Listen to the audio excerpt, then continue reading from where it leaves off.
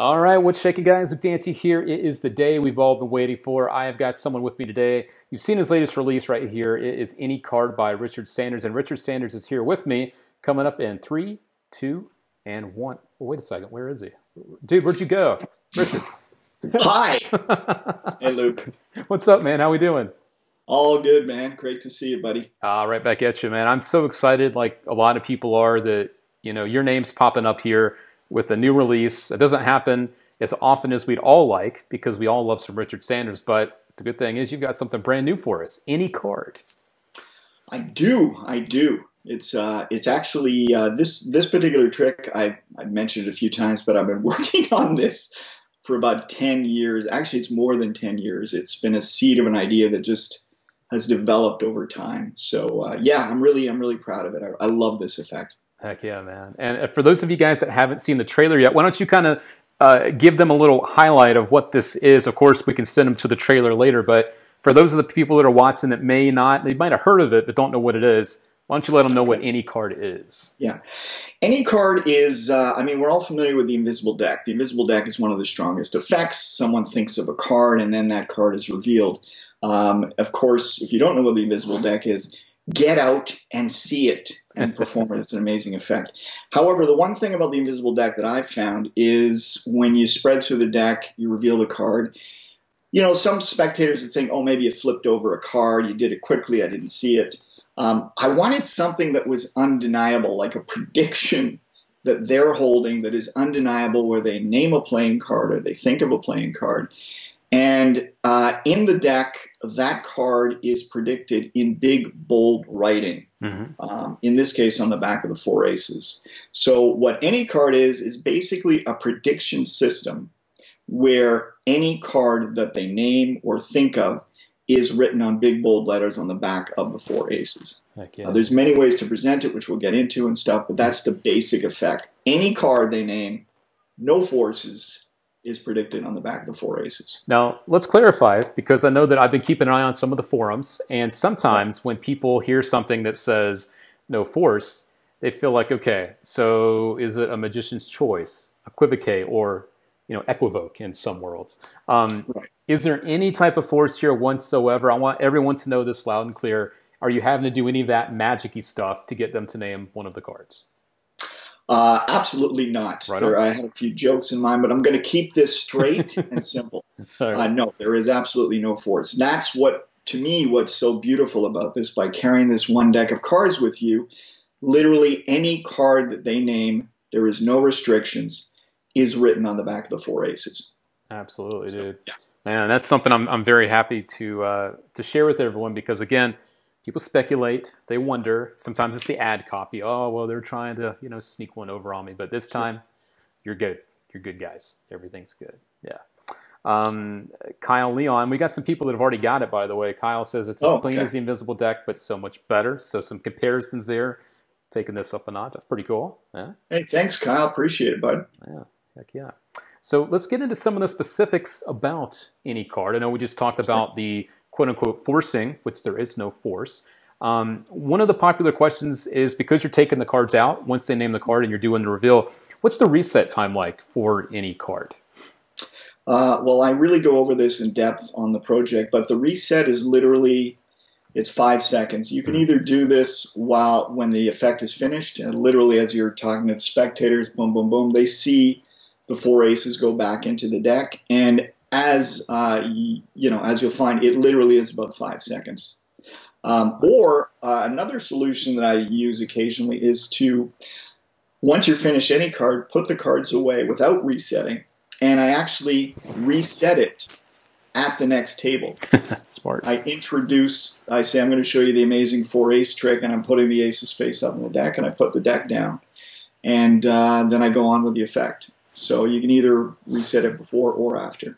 Right on. All right. I just want to mention one thing while we're here. I really, if people are familiar with my work, I really try to create. There's a lot of pipe dreams in Magic. I think we're all familiar. I've got tons of drawers here filled with lots of Magic that looks good and it's great, but it just doesn't. It's not practical. You can't use it in the real world, and So I really try. For me, it's like it's a love. It's a passion to kind of create stuff that I could really use. So any card, if it wasn't resettable, I would still like the effect because it's a one-off. But the fact that you can reset it, to me, really makes it a special thing because now you can just do it over and over and have fun with it with everybody. Absolutely. So I really work at creating tricks that are really practical. Yeah, you've got a knack for that, man. I mean, we were talking a little bit before we went live, and it's true. I'm sure that everyone out there probably has one of your tricks in their repertoire or have done one of your tricks at one point. You've got quite the reputation for putting out really solid and strong material. As a matter of fact, David Rangel here, one of my favorite people, says Supercards is still the bomb, one of my all-time favorites. Mine too, of course. There's a blast from the past, man. Wow. Yeah. Supercards. Oh yeah. That's a good that one. kind of developed into Ace, which is in effect right now. Yeah. Wow. Yeah. That's cool. That's cool to hear. Another favorite, Thomas says, my most favorite effect from Richard is the Alpha deck, and it always gets great insane reaction. This seems like it could really knock the socks out of Alpha deck. So he's saying maybe this one could even top Alpha deck. Very cool. Hey, well, thank you, man. I appreciate that, bud. Right. Yeah, it is. Look, as magicians, I think we're all kind of searching for that holy grail effect. Eh? We're always like, this is going to be the one. Obviously, I'm not claiming that any trick is the one. There will always be the next one. We're all subject to that kind of mindset where we need that next one. But any card really, I guess, captures the ability to just have a spectator name any playing card and then predict it in big, bold letters. It's undeniable. There's no way you could have switched that. There's no way you could have written that. It's just really powerful for people. Yeah, I've got some of the reactions, queued up here. I'm going to show this one. The people, especially, because you're dealing the cards into their hands or on the table, obviously, when you deal those cards down one at a time. I've got the shot of the woman here with the cards in her hand where she's freaking out because she's reading, the cards as you're dealing them down. The reactions speak for themselves. I've also got some reactions from the trailer I'm going to show in a moment. But yeah, man, I mean, the fact that they name any card, literally, and you're able to reveal that, I mean, it doesn't get much better than that. And like you said, this isn't a pipe dream, even though it sounds like one. It's incredibly practical. And let's get to that.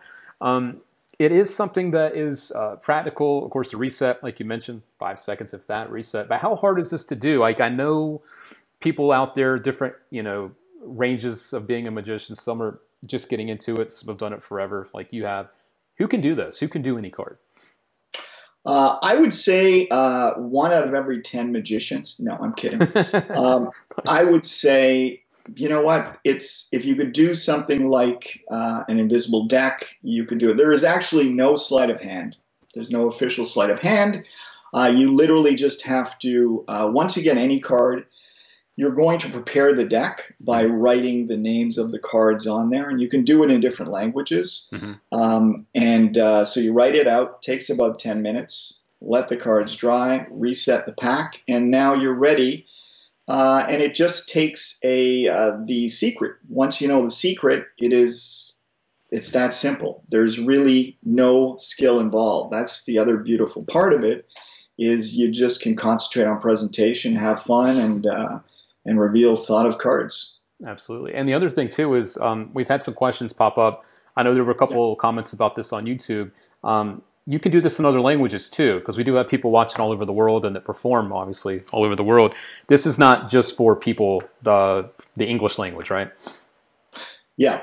The way any card is set up right now, just to be specific, it's so when a card is revealed, let's say they name 5 of hearts. So there's 4 aces. Mm-hmm. You'll have the 5 of hearts written, one word on each ace. So in English, that is a perfect phrase. That's how we say cards, and it makes a lot of sense. In some languages, the word of or the word the might not be appropriate.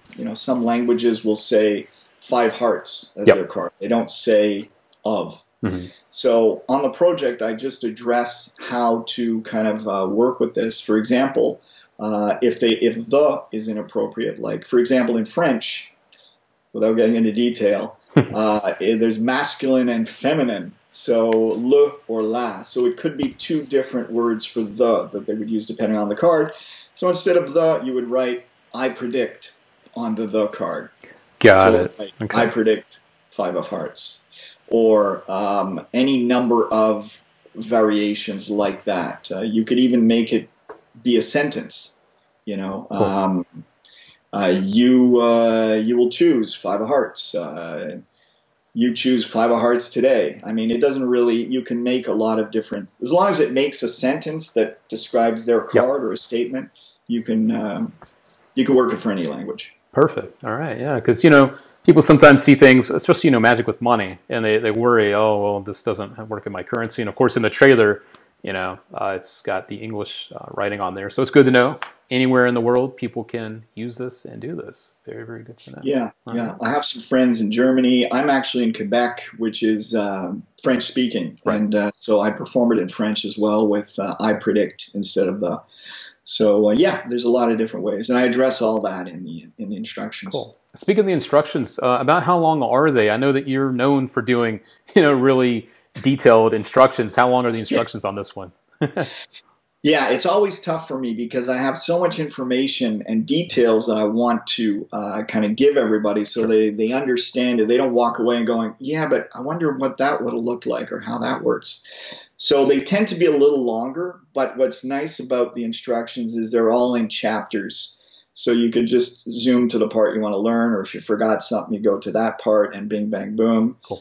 So they're all easy to understand. But I do go into real detail on how to, from everything from printing on the cards to how the system works, to languages, to presentations, to how to do it naturally, and all that stuff.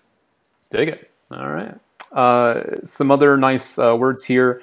Rich Gilbert says he got any card, and it's a great trick. Also, I perform fiber optics all the time, which is a great piece of magic with some ropes. Man, I love that stuff. It's so good. Oh man, well thank you, bud. Yeah, it's good stuff. Yeah, I love fiber optics as well. Oh my God, so much good visual magic with some rope. Man, it's so good, so good. It's funny though because rope. When you think of rope, things go in and out of vogue, right? It's like True. rope. Everyone's trying to do something with an iPhone cord and this and that, but Yeah. when you're getting out in front of real people, they don't care. I mean, rope, you don't have, if you're trying to do organic magic, maybe in a specific place. But rope magic is still one of those things that's so visual, it's undeniable. So, yeah, you can have fun with it. Kyle's saying fiber optics is the greatest rope routine ever. Bam. Thank you. Nice. Another bit of these bribes work. Well, here's another one. Sadama says, buying a Richard Sanders trick is like attending a lesson rather than just gimmicks and be done with it. So, yeah, a lot more to it than just, here's the trick. That's really kind. Thank you, man. There was another thing I wanted to say. This was another bit of little nice thing to say. This one comes from Michael O'Brien. He says, just wanted to say hi to Richard and thank him for being such a great person, not only as a creator, but as a magical mentor and guide. So, yeah, very nice to hear. Wow. Yeah. Thank you, Michael. Wow, that's really kind. I'm just going to sit here all day. This is like, it's like, I may have to get a bigger room. Nice. Well, then let's pump it up a little bit more. Iman says, I love Priceless. It's one of my favorites. That is a really good piece of magic, dude. Priceless is great. Thanks, man. Yeah, that's with my friend Michel Huot. Yeah, that's a really fun one because of I like comedy. I like to have fun with my audiences, so that that gimmick on the back is super fun to use. Yeah. So I know you have a lot of great stuff, but we are here today talking about Any Card. Your latest release, and there's been so much buzz about it, and this is something we've already covered, guys. If you're just joining us, we talked about the reset, quick reset, no force here, which is fantastic. We talked about the skill level, super easy to do. What do you receive when you get Any Card? Because sometimes these days people get a packet of stuff that you have to make. What do they get? Is this something you get out of the box and you do it, or is there some do-it-yourself stuff here that you need to do? And I know we talked about the language, but from the trick itself, absolutely. What you need to do. Yeah. Any Card comes with a specially gimmicked deck of cards, okay. And it really is specially gimmicked. There's a few things that maybe we can discuss in detail. In a little more detail anyways. Mm-hmm. And but basically you get a deck of cards and you get instructions. It's online instructions, but like I said, What's nice is they're laid out in chapters. You could just click. It's very easy to navigate and super user friendly. For those, I did have some trouble in the past with some online platforms, which unfortunately went belly up, but I was sure to update all my clients about the new system. And the new system is on Vimeo. Cool. They're very reliable, and they've got a great platform. So what was the question? It was basically, you know, when you're buying a trick these days, you don't know if you're getting an actual trick or if you're getting the materials to make a trick. So I just wanted to kind of clarify that. Yeah. Yeah. So you're getting this specially gimmicked deck of cards. Yep. What you do have to do is put the names of the playing cards on the deck. There's two reasons for that. Number one, it keeps it accessible to any language. And it also, you know, you can customize it the way you want. Secondly, and unfortunately, the Bicycle Playing Card Company will not allow you to print anything on the back of a bicycle playing card, as you know, Luke. Right. So it's impossible to pre-print this on a bicycle deck. So that's the other reason as well. So this was the only workaround. But I found that it's actually nice to have handwritten as opposed to some generic printing thing that looks kind of almost like a toy. When it's handwritten, there's something interesting about it. No, it's true. Very true. Yeah. Also doesn't look so much like a magic trick if it's something that's, you know, not perfect, you know, at the end of the day. Yeah, exactly. Sure. Yeah. Also, guys, if you do have questions for Richard, I want to make sure that you all know that we are here to take those questions. So if you have any, go ahead and post them below. If you're not able to join us live, you can still post them below. We always get in there and try to help you out. But in the meantime, I had another nice comment for you, Richard. This one was about, this one comes in from Keith Atkinson. He says, Extreme Burn and Powerball 60 have been in his wallet for well over 5 years now. So pretty telling stuff. Damn. Wow. That's really, it's, you know what? It's really, it sounds like, oh, that's so nice. Thank you. And maybe it might sound superficial, but it really is nice to hear because, you know, you try and put something out, but you don't really know. So it's really, it is legitimately nice to hear this stuff, and I really appreciate it, guys. Yeah. I have a couple of things I wanted to talk about with AnyCard, if you want to. Absolutely. Yeah. Okay. One of the things that I've noticed, and what's really important, I think, about AnyCard when you're presenting it, is, for example, I saw a review. I think it was Khan that did a review on YouTube just recently. I believe that's his name. I'm sorry if I got it wrong. Okay. I think he did a great review on AnyCard. Talked about the effect and what you get, and it was really well done. However, when I looked at the performance, there was one element that was really missing for me, and I think it's an important element, is when you're presenting any card, you want the spectators to know that you have flipped over the 4 aces in the deck before they reveal their card. So, example, I'm going to give you a simple presentation. For example, you just walk up to someone, you give a deck of cards to them, and you would say something like, think of a card. They say, okay. And you can tell them, think of a card that, you know, no one would possibly know right now. Your friends wouldn't guess it. You've got a card in mind. Would you be impressed if I knew what the card was you're thinking of? They're going to say, yeah. I say, yeah, me too. You get a little laugh. Then you say, what if I went a step further? Not only do I know the card, I've actually predicted it in the deck you're holding. Because what I did is I flipped over the 4 aces face up because I'm positive that the card you're thinking of is one of the aces, right? They say no. I say, you want to see a coin trick? I mean, you can make it funny or you could just go straight. Say, really, what was your card? They say 5 of diamonds. So at this point, they know you flipped over the aces. Right. You've told them that that was your prediction. You're wrong. Then you take the deck out and you say, that's odd. And you go through and you take the aces out, as you say, because most people, 99% of people will name aces are the most popular card. And at that point, the 4 aces are face up. They've seen them in the deck. Say, but you didn't go for the aces. There's one other reason I flipped over the aces. They're not from this deck. In fact, they're marked.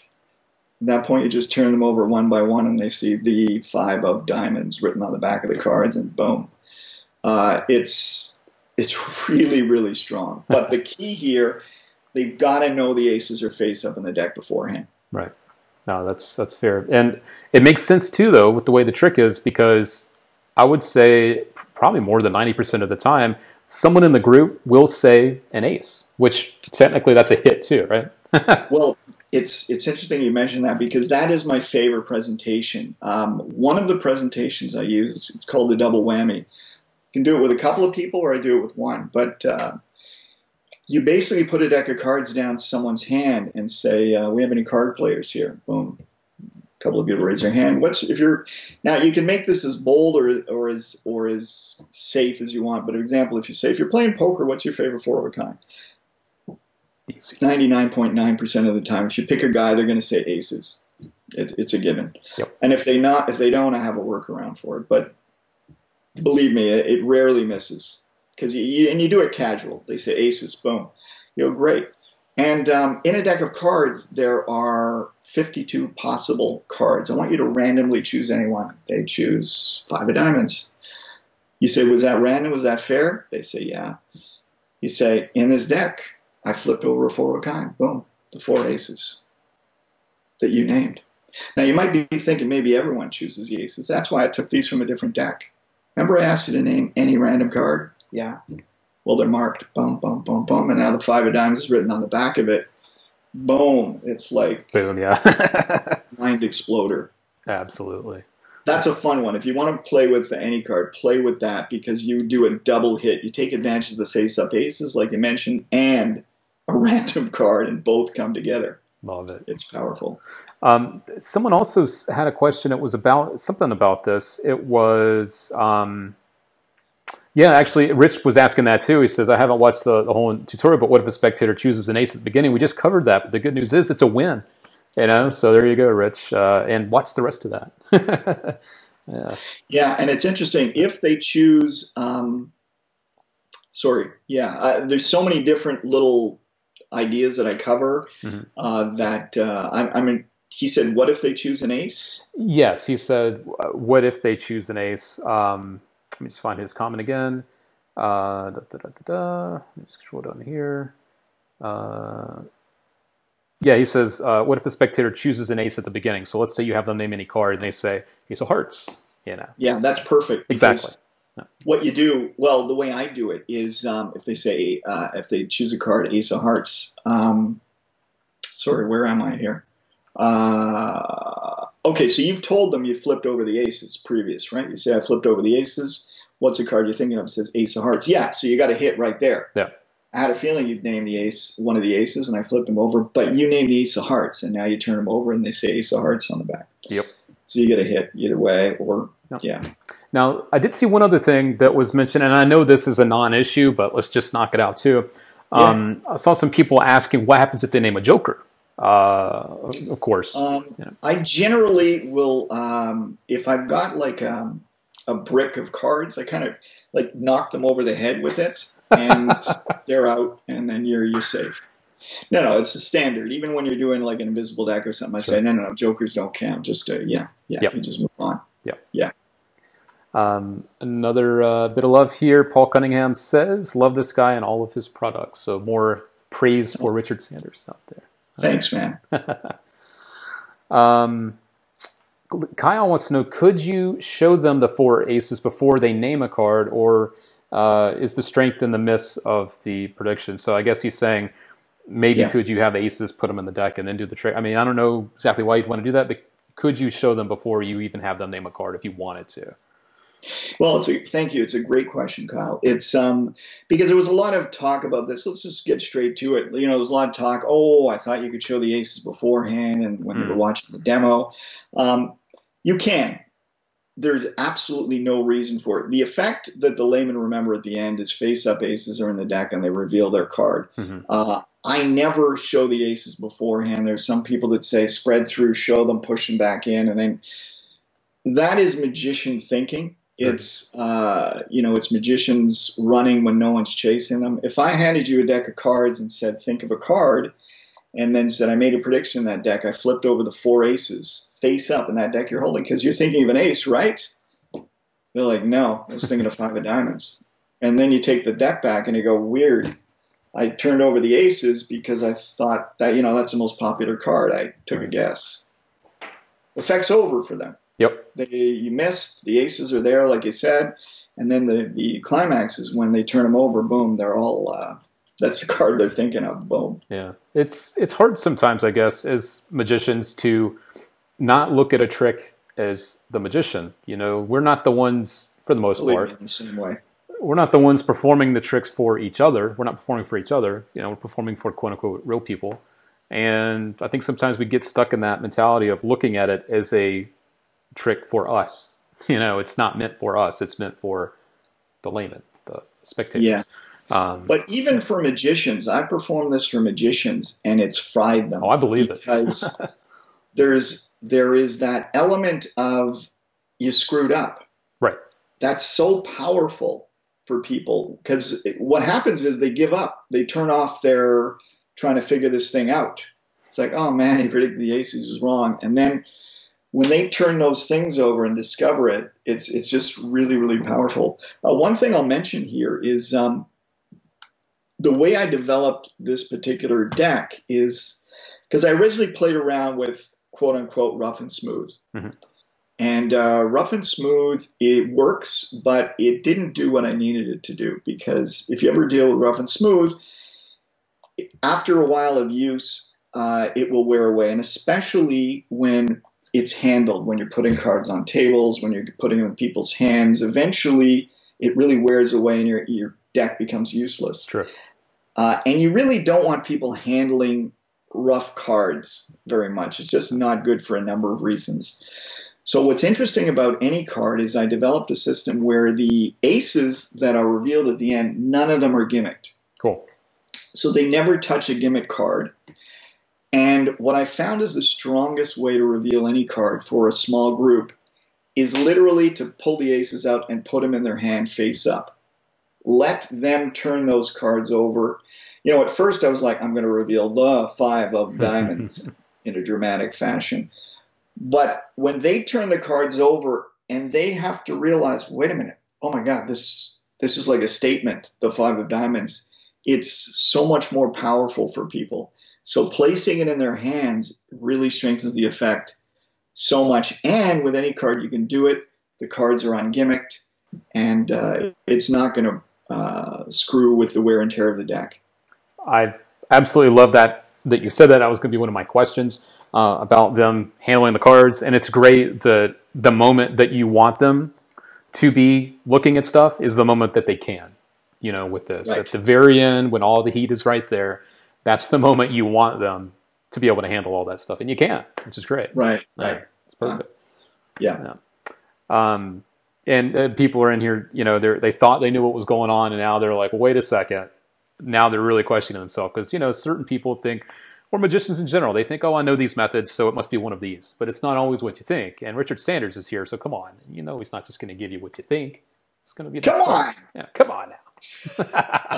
It's true, though. You don't just, some people will go this far. You go this far with your magic. You take it to the next level because you're going to want to use it. You're going to want to perform it. And you have certain criteria that I'm sure even you want with the magic that you're going to perform, right? I mean, that's what we all do. Yeah. It's really a medical condition that causes me to do this, I believe. It's I have that sort of tunnel vision, and I go way in too much detail. But for magic, I guess it's a good thing. In other areas, it might not be very good. That's like in relationships. Yeah, I get it. Yeah. Had a couple other questions here for you, and I know we've got a couple minutes left with you. So if you have any last questions for Richard Sanders, please get them in, guys. We are here for you for the next few minutes here. One of the questions was about, will there be another release in the near future? Now, I know we're asking for a lot here because you just put a new thing out.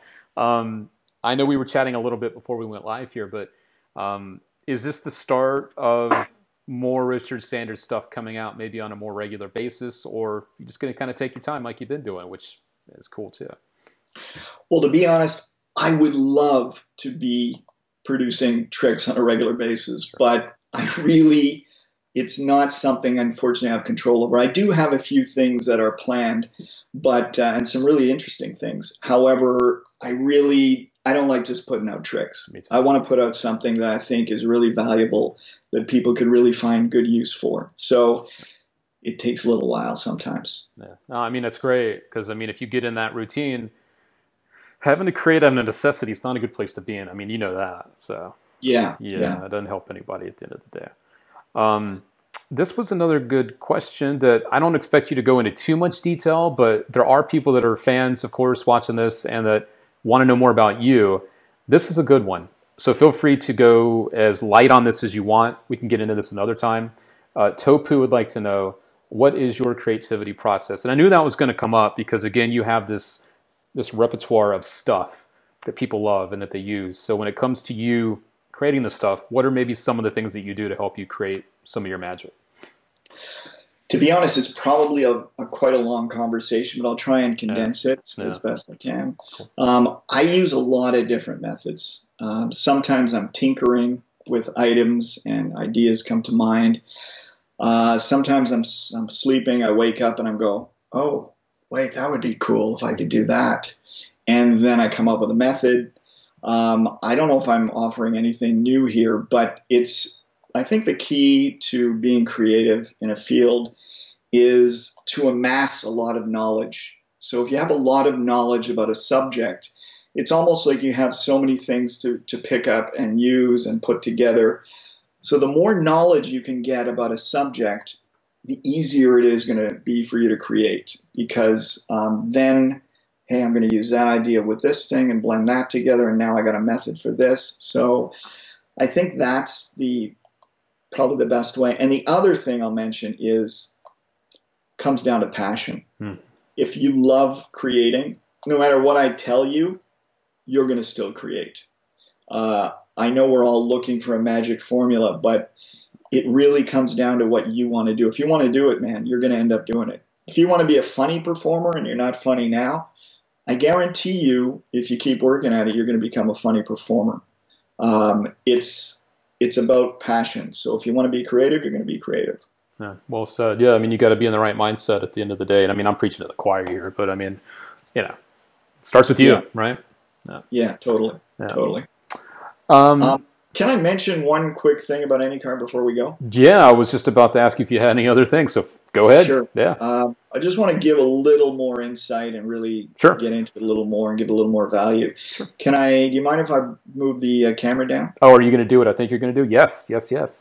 Okay. I just want to show you a little element here. Tell me if that's a good view. Maybe go down just a little. Yeah, there you go. Since you moved the box, you're good. We're good? Okay. Yeah. So another element about any card that that's really important is, if you've ever dealt with rough and smooth, if you ever try to spread the cards and then you got to kind of do this sometimes to separate the cards.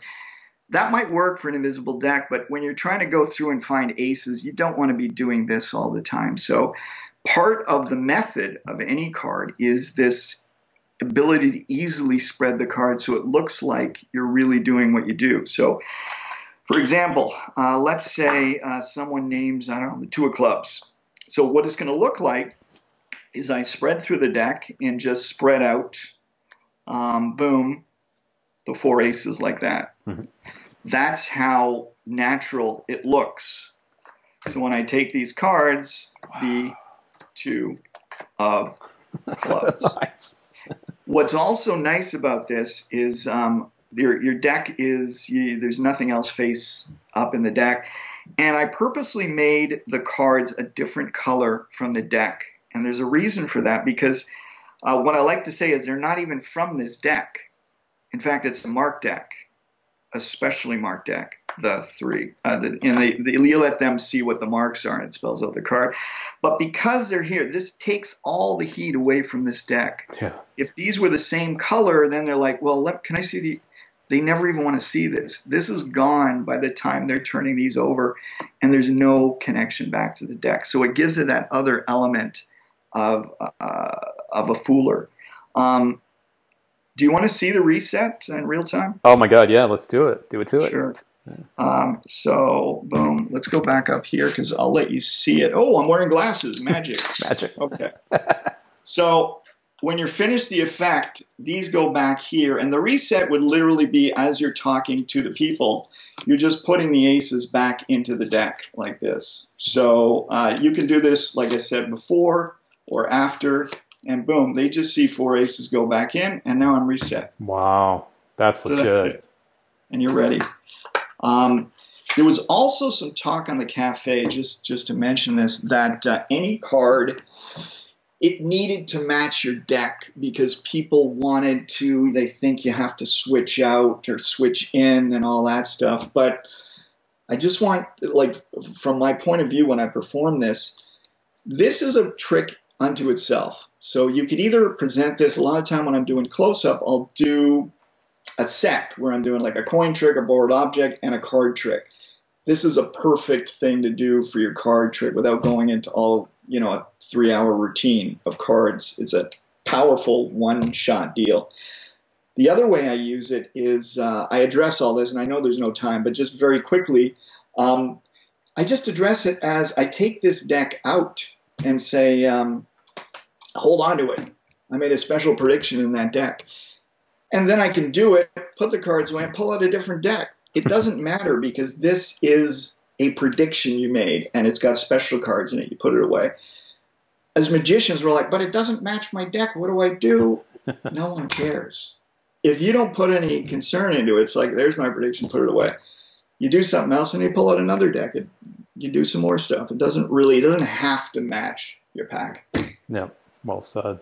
We're getting a lot of great comments, by the way. It's really cool of you to take the time to show this stuff, too, because people that had thoughts about this are now talking about how smooth that looks when you were just, you know, showing that and the reset, how slick it looks, how beautiful it is. It's better. Matt Dealey even says that's better than I thought it would be. So it's nice of you to take the time to do that because people are seeing the truth now, which is another reason why we want to do this stuff, is so you guys can get the real work on the stuff that's out there. So thanks for taking the time to show us that, because I think a lot of people's eyes are now going like, bing, like, oh my God, this is great.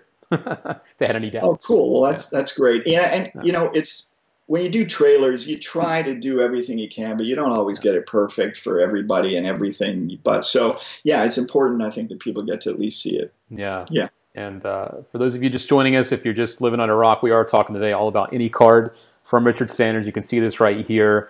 The good news is this is now available from magic shops worldwide. It's been out for a little while now. I don't know how many are left floating around out there.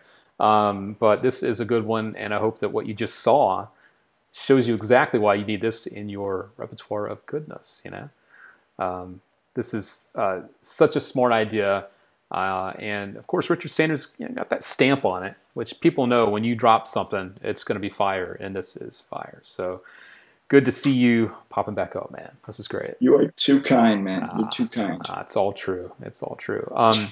As we start to wind down, were there any other thoughts you wanted to share? I know that was a big one, what you just did, kind of shedding the light on some of this.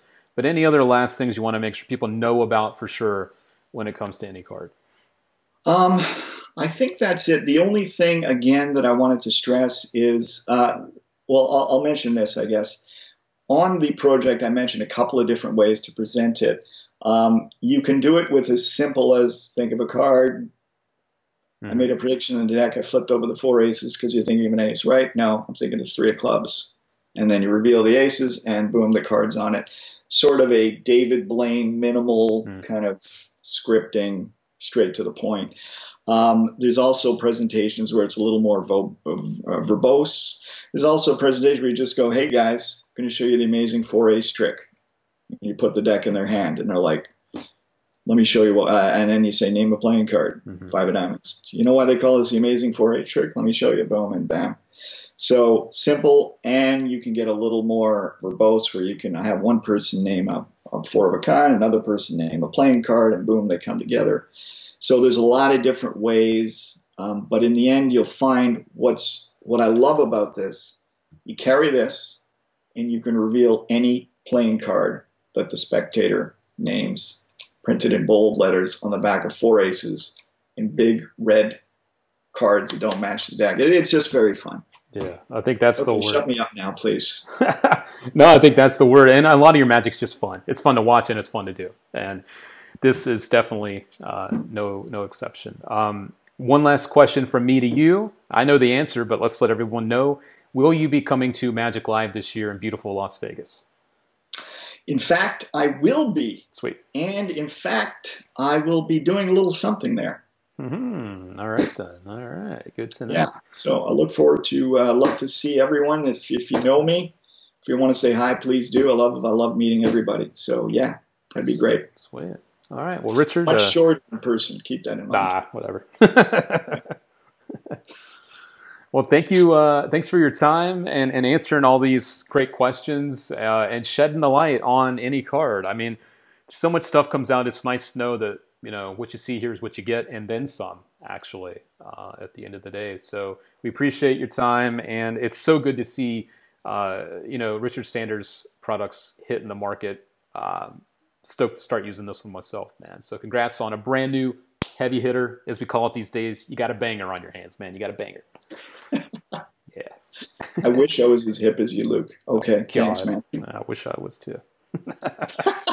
All right, my friend. Well, you take care, and I hope to see you soon. And I can't wait to see you out here in Las Vegas for Magic Live. Hey, same here. Thanks, Luke, and see you again.